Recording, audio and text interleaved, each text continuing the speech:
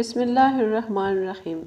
السلام علیکم ناظرین، آپ کو آشو ٹی وی پر خوش آمدید۔ ہرمانکیا قلعے کا منظر آتا ہے جہاں ملہن خاتون آئیگل کے ساتھ قالین لے کر پہنچ جاتی ہیں۔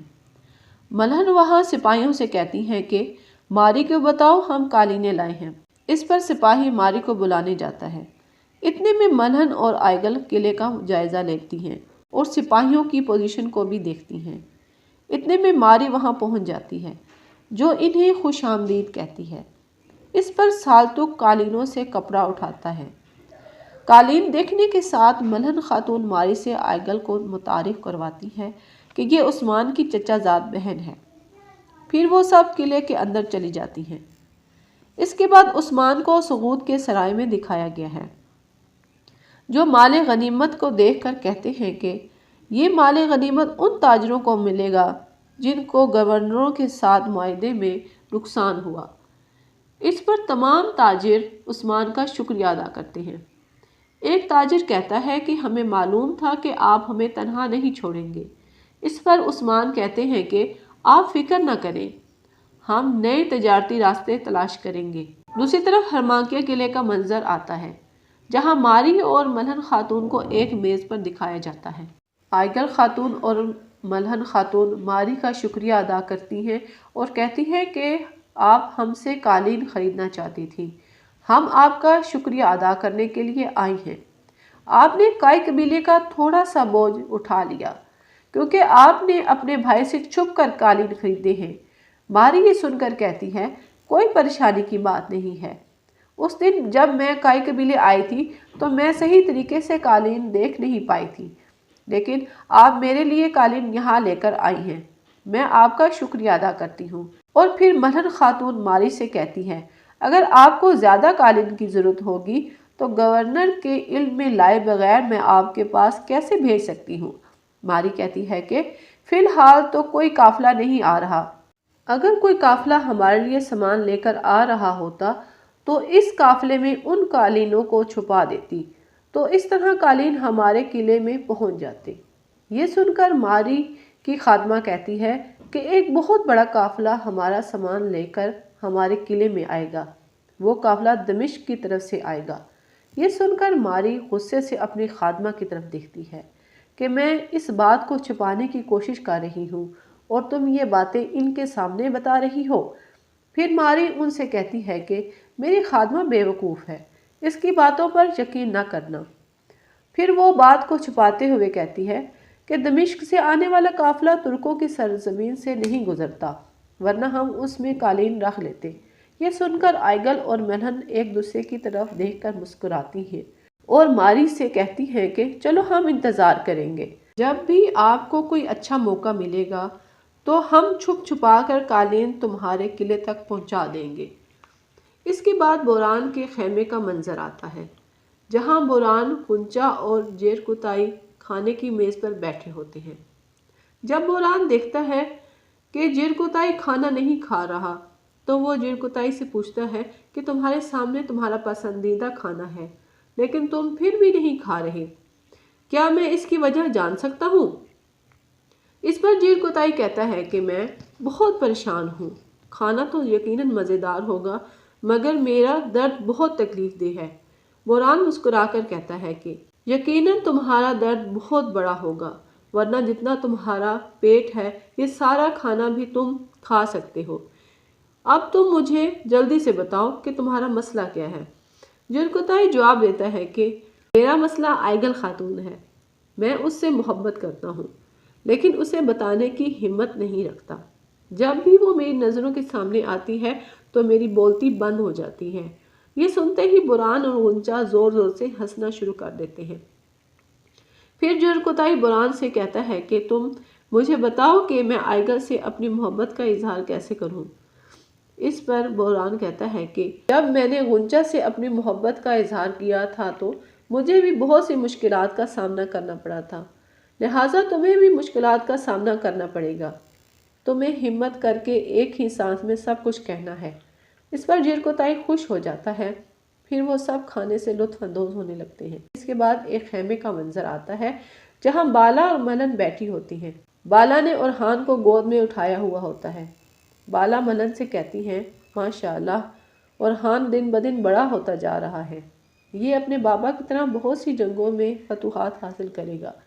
اس پر ملہن بالا کا شکریہ ادا کرتی ہیں اور سونے کے سکوں سے بھری تھیلی دکھاتے ہوئے کہتی ہیں کہ شکر ہے قالینوں کا مسئلہ بھی حل ہو گیا۔ اسی دوران عثمان بھی خیمے میں داخل ہو جاتے ہیں۔ وہ ملہن سے پوچھتے ہیں کہ آپ ہرمانکیا قلعے گئی تھی تو کیا خبر لائی ہو؟ اس پر ملہن خاتون سونے کے سکوں والی تھیلی عثمان صاحب کو تھماتے ہوئے کہتی ہے کہ ہم نے اس مسئلے کا حل کر لیا ہے، ہمارے قالین فروخت ہو گئے۔ اس پر عثمان خوش ہو کر اللہ کا شکر ادا کرتے ہیں، پھر پوچھتے ہیں کہ اس کے علاوہ کوئی خبر لائی ہو؟ ملہن عثمان صاحب کو بتاتی ہے کہ ماری ہم سے قافلے کے بارے میں کچھ باتیں چھپا رہی تھی۔ ان کا ایک بہت بڑا قافلہ دمشق سے ہرمانکیا قلعے کی طرف آ رہا ہے۔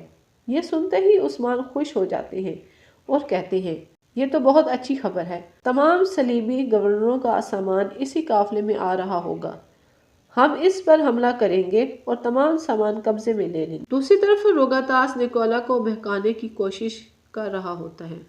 وہ کہتا ہے کہ تم کوسس کی مدد کر رہے ہو، لیکن کوسس ایک بچھو ہے، وہ کسی کو بھی ڈس سکتا ہے۔ اس پر نکولا کہتا ہے کہ تم چاہتے ہو کہ میں قافلے کی حفاظت نہ کروں اور تمہارا ساتھ دوں؟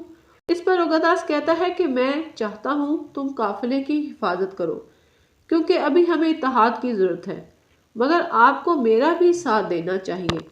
پادری کے پاس ایک ایسا راز ہے جسے حاصل کر کے ہم تمام صلیبیوں کی قسمت بدل سکتے ہیں۔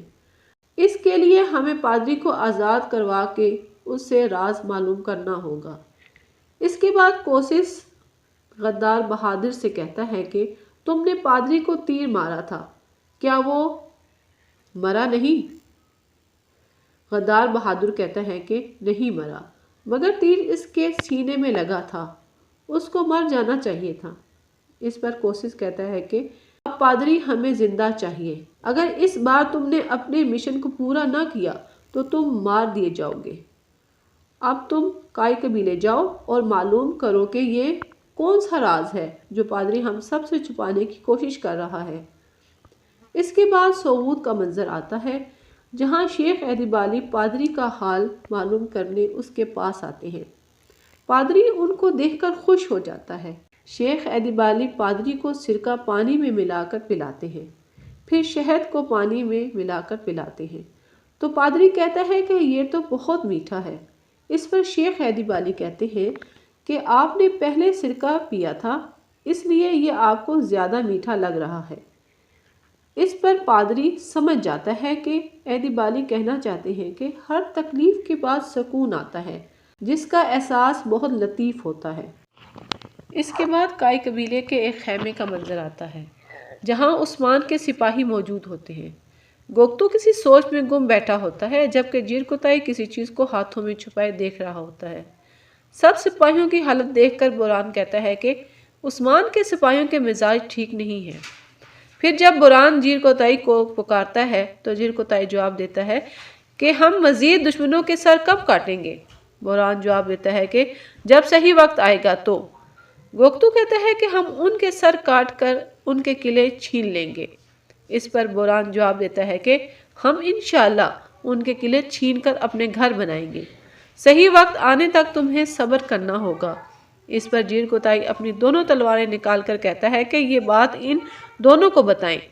بوران جواب دیتا ہے کہ یہ تلواریں بامسی صاحب کے ہاتھوں میں کبھی خاموش نہیں بیٹھی تھیں، اگر تم ان کو خون نہیں دو گے تو یہ ختم ہو جائیں گی۔ اس پر جیرکوتائی کہتا ہے کہ پھر عثمان صاحب کو بہت سی جنگیں کرنی چاہیے تاکہ یہ تیز رہ سکیں۔ اس کے بعد بوران ایک گیت پیش کرتا ہے۔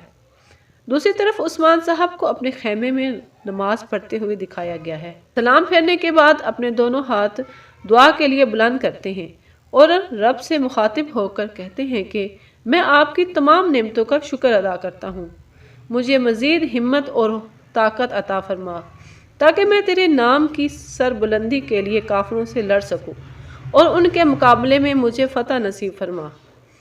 اس کے بعد کائی قبیلے میں طبل بجتا ہے اور ترگت اپنے سپاہیوں کے ساتھ قبیلے میں داخل ہوتا ہے اور مرکزی خیمے کے سامنے پہنچ جاتا ہے۔ برہان اور گوگتو اس کے پاس آ جاتے ہیں۔ ترگت انہیں سلام کے بعد کہتا ہے کہ عثمان صاحب کو خبر دو، میں ان کے لیے تحفہ لایا ہوں، اور خود گھوڑا گاڑی پر چڑھ جاتا ہے جہاں کچھ لاشیں کپڑے سے ڈھمپی ہوئی ہوتی ہیں۔ اسی دوران عثمان مرکزی خیمے سے باہر آتے ہیں۔ ترگت سلام کے بعد گھوڑا گاڑی سے کپڑا اتارتے ہیں تو نیچے قاتلانیوں کی لاشیں پڑی ہوتی ہیں۔ ترگت عثمان سے کہتا ہے کہ میں نے قاتلانیوں سے حساب پورا کر لیا ہے، یہ ہم دونوں کے دشمن تھے۔ اس پر عثمان کہتے ہیں کہ تم نے اپنی بہادری کا ثبوت دیا۔ اس کے بعد ترگت کہتا ہے کہ جس نے میرے قبیلے کے ساتھ برا سلوک کیا ان سے حساب ابھی باقی ہے اور میں ہر چیز کا حساب لوں گا۔ یہ کہہ کر ترگت جانے کے لیے مڑتا ہے تو عثمان صاحب کہتے ہیں کہ ذرا رکیے، پھر گوگتو سے کہتے ہیں کہ ترگت کے حصے کا مال غنیمت لے آؤ۔ پھر عثمان ترگت سے کہتے ہیں کہ جب آپ دشمن سے لڑ رہے تھے تو اس وقت ہم بھی ان کی جانیں لے رہے تھے اور ہم نے آپ کا حصہ بچا رکھا ہے۔ اس پر ترگت کہتا ہے کہ آپ کی عمر دراز ہو عثمان صاحب۔ اتنے میں سپاہی مال غنیمت کے صندوق لے کر آتے ہیں اور ترگت کو پیش کرتے ہیں۔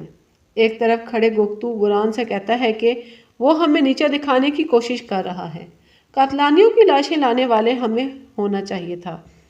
اس پر برہان کہتا ہے کہ اپنے آپ کو اذیت مت دو بھائی، دشمن مارے گئے ہیں، ہمیں یہ افسوس نہیں ہونا چاہیے کہ ہم وہ نہیں تھے جنہوں نے انہیں مارا۔ اس پر گوگتو کہتا ہے کہ تم صحیح کہہ رہے ہو بھائی۔ یہاں پر اس ایپیسوڈ کا اختتام ہوتا ہے۔ آپ لوگوں سے گزارش ہے کہ جن لوگوں نے ابھی تک ہمارا چینل سبسکرائب نہیں کیا تو پلیز اسے سبسکرائب کر لیں اور بیل آئیکن کو پریس کر دیں تاکہ نئی آنے والی ویڈیوز کا نوٹیفیکیشن آپ کو فوری طور پر مل سکے۔ تو ملتے ہیں ایک نئی ویڈیو کے ساتھ، تب تک کے لیے اللہ حافظ۔